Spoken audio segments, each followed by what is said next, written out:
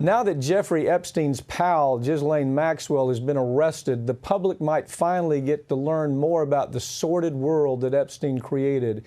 Joining me to talk about this is Farron Cousins from the Trial Lawyer magazine. Farron, this story just is, it's a story without end.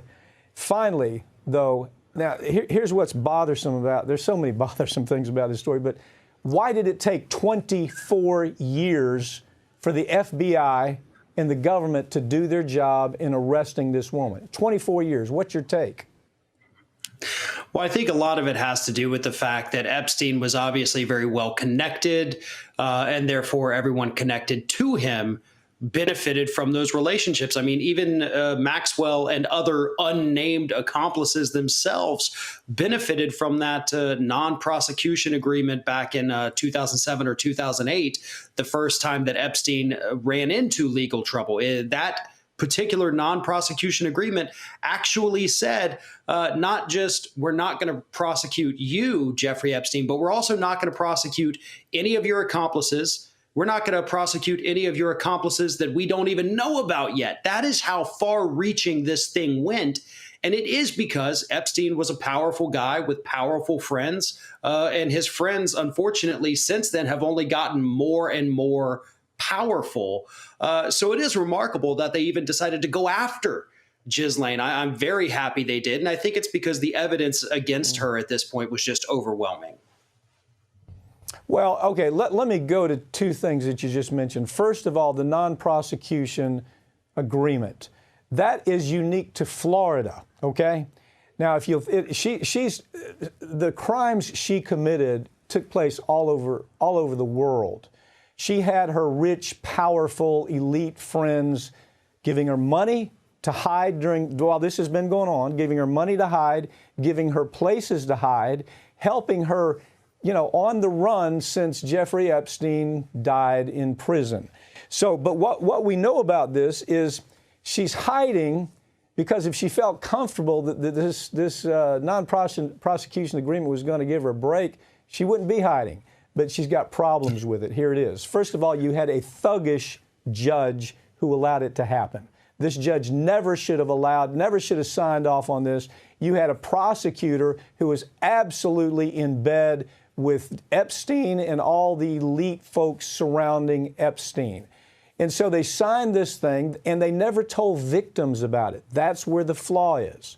I think this thing fails from ab initio. It fails from the very beginning. It should be set aside. She doesn't have protection, in my estimation. So, Farron, let me ask you this. As this goes forward, of course, the names come out. But the reason the names seem important to me is because you get a sense of how she, Maxwell, and Epstein really hustled some of America's most powerful people. What is your take on that? Oh, I agree 100%. I mean, we already know a lot of the names that have been named. We don't know if they participated in the abuse, but we do know, I mean, there have been half a dozen or more photos of Ghislaine Maxwell and Donald Trump over the last few days. There is a picture of Ghislaine Maxwell sticking her head out into the aisle as Bill Clinton walks Chelsea down for her wedding. This woman knows these men, current and former United States president, good friends with former Democratic governor of New Mexico, Bill Richardson. Elon Musk is out there. I mean, she even was at the party with Stephen Hawking when Jeffrey Epstein was trying to recruit scientists for his bizarre experiments he wanted to do. This woman is the only other person, I believe, aside from Jeffrey Epstein himself, who knows everyone that was there, everyone that participated. And we're already seeing Alan Dershowitz, he's back out there with his denials before anybody can accuse him of any other inappropriate behavior. He's already started with that. And there's going to be more. And hopefully, what happened to Epstein does not happen to Maxwell, because we need to know the extent of this underage, essentially a pedophile ring that Epstein was running here. We need to know who was involved. So some of it, it's interesting. Okay, the people you mentioned, Mexico, New Mexico, Bill Richardson, George Mitchell, okay, Bill Clinton. You go down, and then, of course, on the other side, of course, he was a Democrat back then, Donald Trump. There, if you read this, there was this really big effort.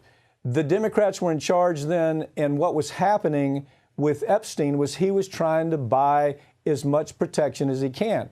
And the question comes down to, for example, what is that peculiar painting that was hanging in his New York house where it shows Bill Clinton cross-dressing? What was that about? Was it what? And it's almost as if he had this power to get these people to do what they had to do because he had them set up with orgies. We know the 14-year-old, some of these folks that are coming forward now said they were 14 and 15 years old participating in orgies that were coordinated by Maxwell. So, I mean, as you look at this, she is going to spill the beans. There is no question. And these people that think that they've escaped all this, it's just begun. I mean, you know, it's really a matter of time. She won't do well in prison. She won't do well locked up, and it's just a matter of time. But we're going to get all the names, and we're going to get the truth about the connections of some of these folks.